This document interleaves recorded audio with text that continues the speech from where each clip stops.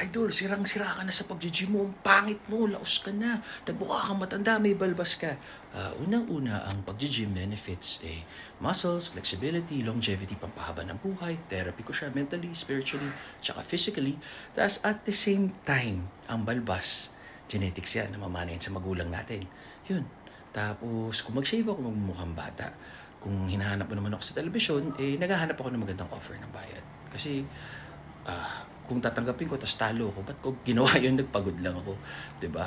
Lahat tayo kailangan ng trabaho, gustong kumita, pero yung nararapat sa talento natin, yung sapat, kawawa naman tayo pag nakalagay tayo sa matinding pangangailangan, talagang kailangan tanggapin lahat, huwag naman sana mangyari, pero minsan may ganun talaga, o yung iba tinatanggap para subikat, gets ko naman, diba? Kailangan mo muna magpakilala ng talento mo, and then saka kahanapin. Anyways, tama kayo, mali ako, I'm not your Dr. Do, or happy healthy guys, God bless, always pray.